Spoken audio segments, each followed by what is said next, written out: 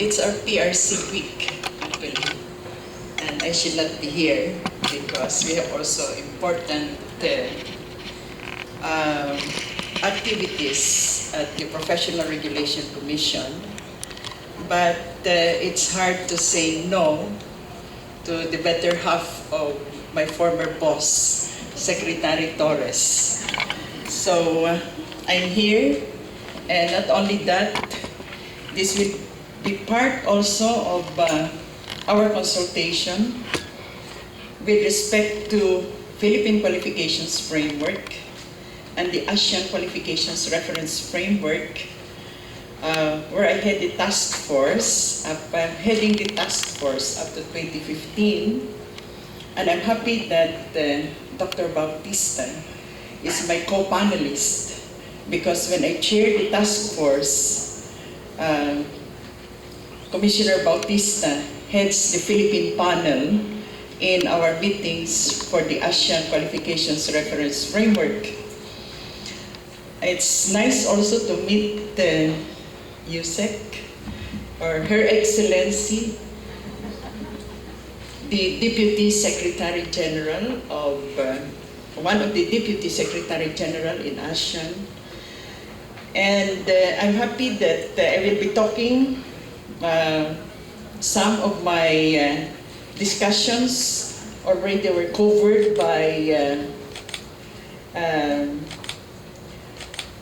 Deputy Director General Bala, so I will just skip it.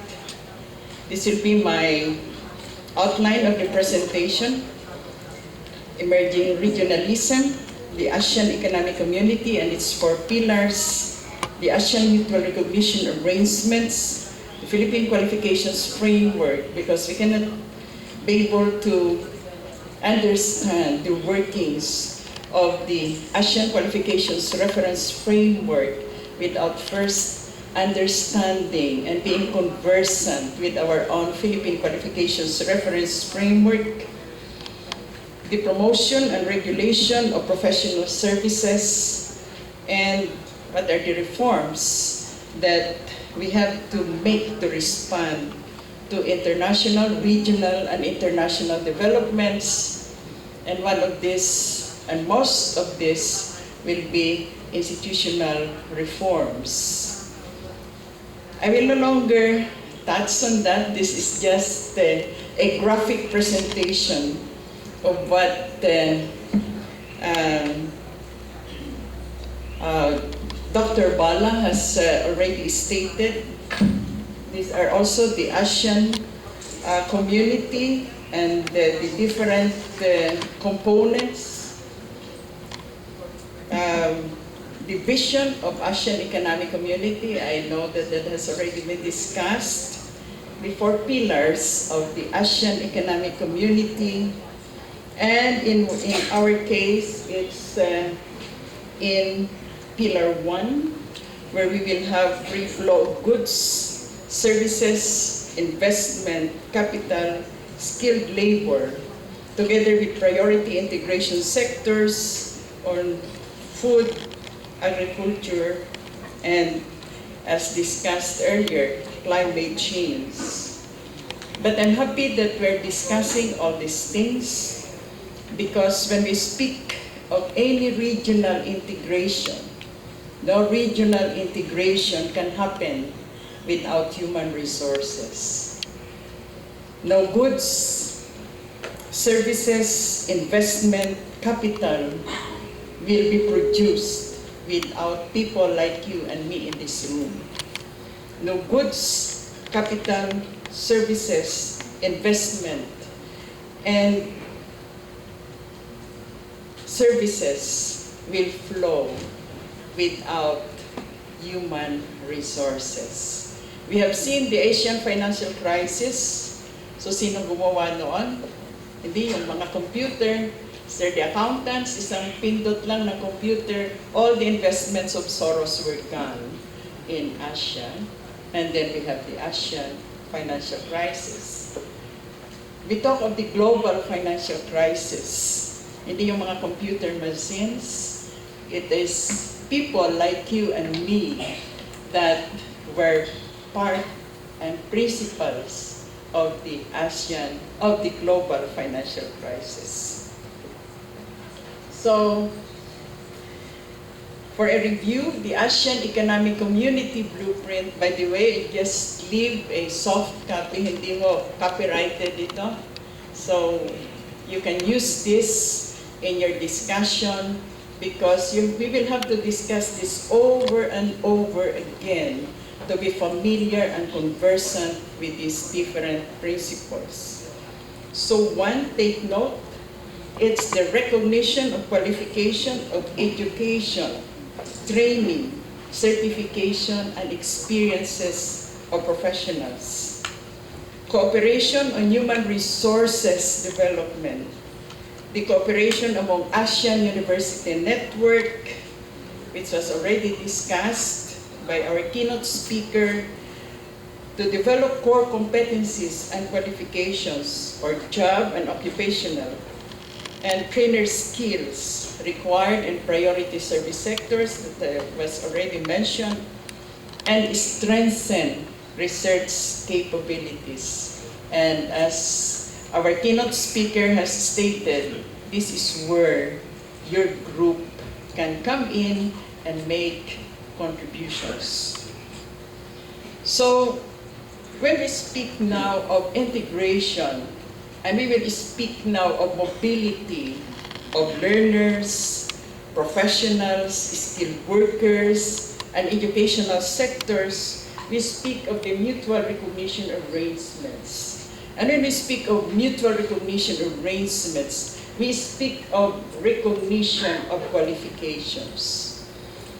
And when we speak now of the Philippine Qualifications Framework, the qualifications framework refers to the development of qualifications.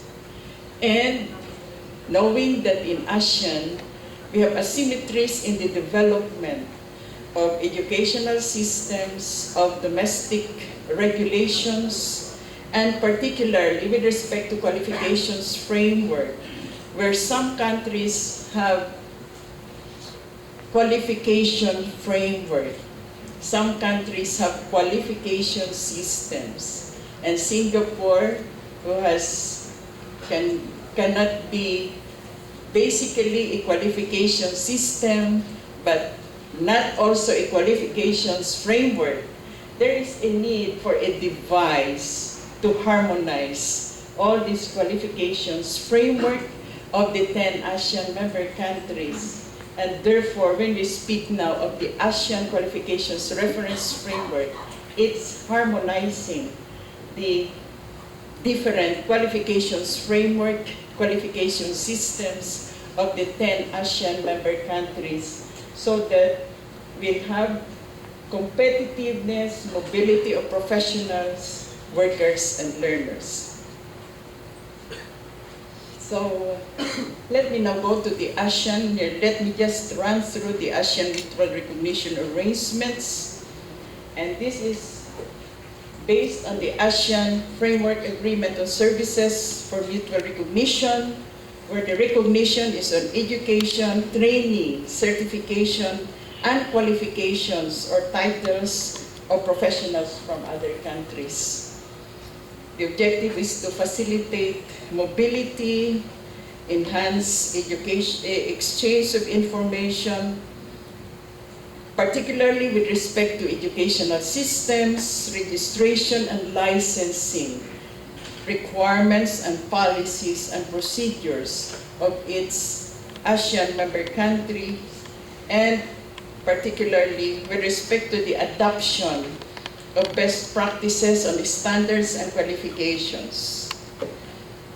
So we have 7 covered by mutual recognition arrangements, engineering services, but of course we have 12 engineering disciplines, and we're starting the registry already of engineers are qualified, architecture, surveying, nursing, accountancy, dentistry, and medicine. It's here. So the right to regulate. The mutual recognition arrangements shall not reduce or eliminate or modify the rights, power, and authority of its ASEAN member states with respect to its professional regulatory authority and other relevant authorities will still have the right to regulate and control the practice of those who will be crossing borders and entering its other member countries. In other words, mutual recognition arrangements does not require us to change our domestic regulations when it comes to education, training, licensing, and certification of our professionals. The mutual recognition arrangements just pave the way for its member country to make its own assessment statements and to assess their own professionals in relation to the qualifications of the professionals that from other country that would enter the respective ASEAN member countries. And I have stated already that for the professional sectors we have 7, but actually for engineering it's 7, but engineering we have 12 disciplines. We are also now accepting registry for architecture. The Philippines is heading the working group is the chair of the working group on the ASEAN Mutual Recognition Arrangements for Architecture. In August, the Philippines will take over from Myanmar the chairmanship of the Mutual Recognition Arrangements Working Group for Engineering. And we have also, for tourism, we have the mutual recognition arrangements for tourism professionals that has already been signed and agreed by the 10 ASEAN member countries. And they have already some toolkits, standards, and that is the reason why, for instance, if you're a bartender here or a waiter and you are certified as such by TESDA, then you will be accepted as bartender or waiter in any of the ASEAN member countries. So what are the requirements? As I've said, you must comply with the professional qualifications and valid licenses, compliance with the number of years in practice. As for engineering and architecture, it's 7 years, 2 years of which must be managing a project. For dentistry and medicine, it's 5 years. For nursing, it's 3 years. And take note that you must meet the required continuing professional development policies in our own country. After, why continuing professional development? Because that is the only way that you can maintain your competence. When you pass the licensure exam and go to your practice, that's the entry-level competency. But what will make you sustain your competence and qualification is through the continuing professional development.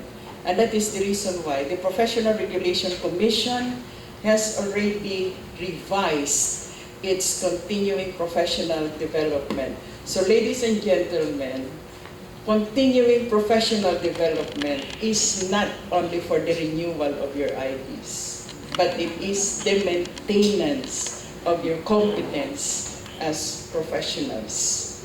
And there must be no pending case. And take note, number 5 is important. As I've said, when you enter another country to practice, you're still subject to the rules and regulation of its ASEAN member country. In the Philippines, if you are coming here, then you must first get a work permit, an alien employment permit, But if the nature of the work of the individual is constitutive of practice or profession, then the professional is still required to secure a special temporary permit to practice from PRC. So let me now go to the Philippine Qualifications Framework. I thought this Commissioner Bautista will discuss this, but sabi niya, ikaw na. So sige, I will discuss it. But Commissioner Bautista and myself are always in touch with the developments here. Okay, so our Philippine Qualifications Framework really started with the Tibet sector in 1998. And it was only in 2003 why our keynote speaker has discussed about the East Asian Summit. And one of the commitments in the East Asian Summit is to come up with a qualifications framework in Tibet. And that is the reason why it was our Tibet sector that is the forerunner of our Philippine Qualifications Framework. And it was only in 2003, nakita niyo kung gaano katagal yung mag-develop. It was started in 1998, but it is only after 5 years that our Tibet Qualifications Framework has been established. And then in 2004, there was a presidential executive order requiring to expand the qualifications framework from the Tibet sector to cover all the trifocal education system. And that is the reason why it was in October 1, 2012 that Executive Order 83 was passed, in which the institutionalization of the Philippine Qualifications Framework was issued by the President, and the reasons, the whys, and the wherefores are stated in his SONA in 2011. How was our qualifications framework developed? There were inputs from the industry. There were discussions on global recognition of competencies, in as much as sinasabi ko nga palagi, guts or no guts, GATS. Our Filipinos have all the guts, GUTS, to be in 200 countries, whether there is an agreement or not. And then also the current qualification level issues were discussed. Prior learning, recognition of prior learning, precisely because qualifications framework work within the ambit also of lifelong learning, which is formal, non-formal, and informal learning, including work experiences. Kahit na itong upo ninyo ngayong araw na ito, kung alam nyo lang na kung paano i-document yung learning outcomes and the learning processes here, will have credit units, at pagdating ng araw na gagawin na ng CHED, yung ating Philippine Credit Transfer System, then itong upo ninyo dito ay walang sayang. Formal, informal, and non-formal learning processes, including work experiences, which I will discuss in detail later. There were researches and policy papers that were presented, and the national qualifications framework of other countries were also studied. Ladies and gentlemen, again, 142 countries have qualifications framework. And these are the countries of destination of our professionals. of our learners, of our workers, and these are also where the countries that are the source of foreign direct investments are also coming from. So we should now be conscious about this qualifications framework.